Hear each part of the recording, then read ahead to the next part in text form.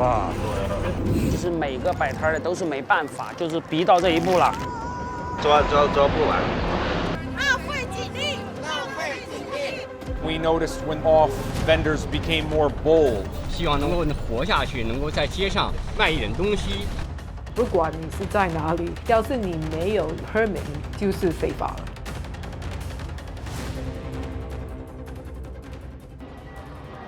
您现在看到的画面是法拉盛最中心区缅街，可以看到人行道上挤满了街边小贩，原本宽敞的人行道现在是拥挤不堪。前几天执法人员刚刚扫荡了这里，没收了大量摊主的商品，然而现在可以看到小摊又全都出来了。卖水果、小吃、旧衣、日常杂货是应有尽有。这样的猫鼠游戏如今时时在纽约上演。在地铁口那边已经开始抓小贩了，这边正在赶快收。说白了，走这一步都不愿意，因为每天警察他们都需要管理呀什么的。趁到下班嘛，搞一阵嘛，勉勉强强维持生活。白天嘛，城管管得也严。来到美国吧，都是为了生活嘛。来的人太多了，根本都找不到工作。干那个餐馆搬那个东西，把腰搞伤了嘛。我现在腰受伤了，我也不能干重活。这个说干活，现在你根本找不到工作，不好找的，很难找的。没办法，就是一直在宾馆的睡嘛，然后老是给老板都之前都支那个人民币的，没有钱嘛，吃饭天天都吃泡面，没有钱没有生活了嘛，对吧？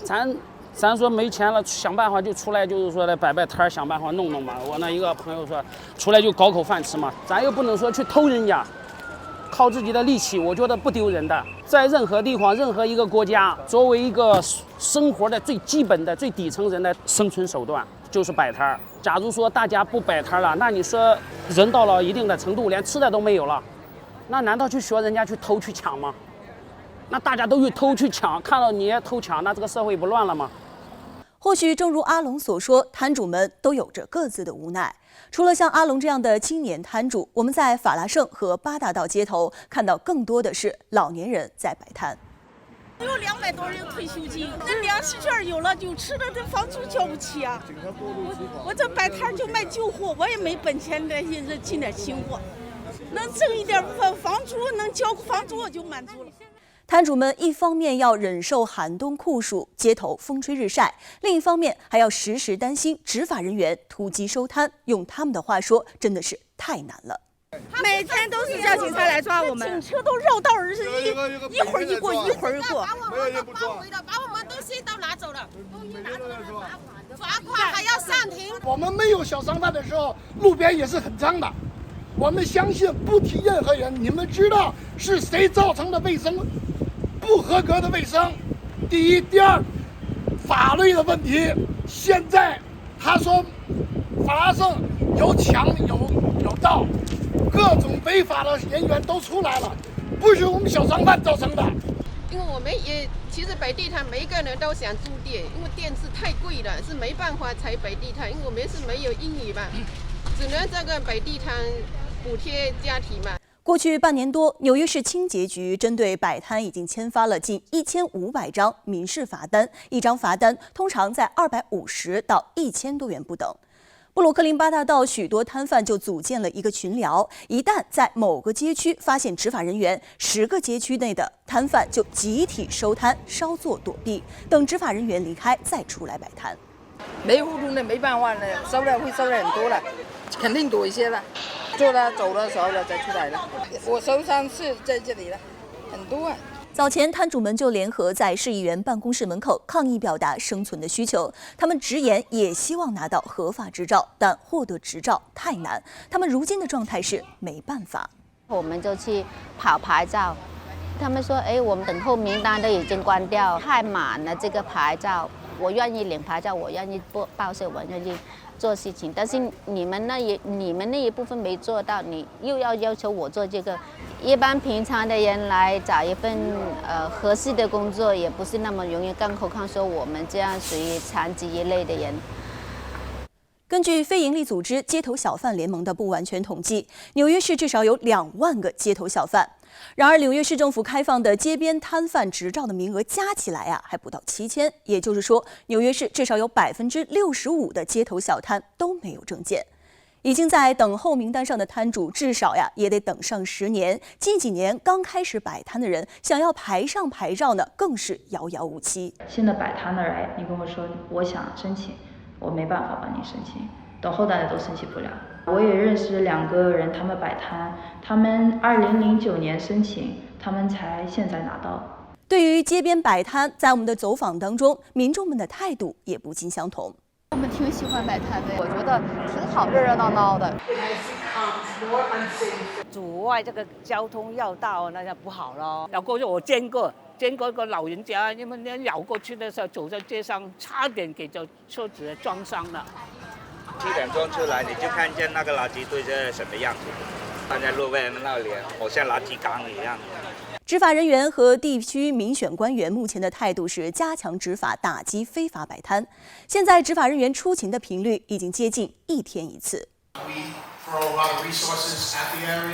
Ranging from enforcement, commercial establishments, illegal vending. Specifically for illegal vending, and we noticed when they were off that sometimes the vendors became more bold. So recently we've implemented a system where we're the 109 precinct that we're definitely doing enforcement 7 days a week. 2021年新冠疫情事业高峰期间，时任纽约市长白思豪让执法威信更高的市警察局退居2线，将街边摊贩的主要监管责任移交给了市消费者和工人保护局。2023年，市长亚当斯又将监管的职务转交给了市清洁局，以更好地整治街道面貌。不过，清洁局身兼数职，难免也是力不从心。如今，街上人流量逐渐恢复，摆摊造成的街道拥挤和卫生困境也愈发突出。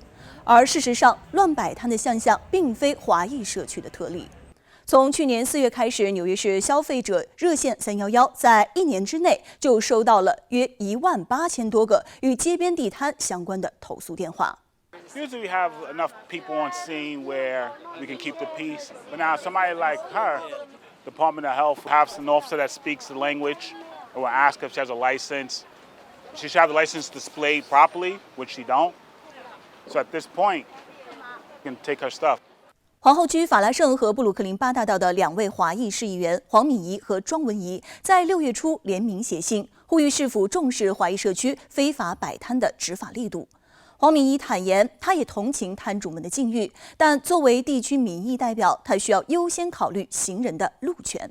我不是说我没有跟摊贩有同情心，我也知道可能他们也没有很多的路可以走。可是我的看法不是说一个私人的看法，对不对？我是看法是说我是做这里的市议员，那对我来说，我们的路，我们走路的地方一定要保护我们的社区。那我看这个情况是真正不好，而且真正是一个危险的情况。要是发生了什么事情的话，要是大家跑的话，对不对？那怎么办？要是大家觉得我不守规矩，没有什么关系。那很多人在旁边说 ，OK， 要是他不守规矩，为什么我需要守规矩？我们的警察局跟我们的 Department Sanitation 清洁局，他们一定要每一天出去，让大家知道这是一个规矩。而民选官员们也在尝试提议折中方案，要找到一个既能维护街边小摊的烟火气，又能保证道路安全和社区卫生的完美方案。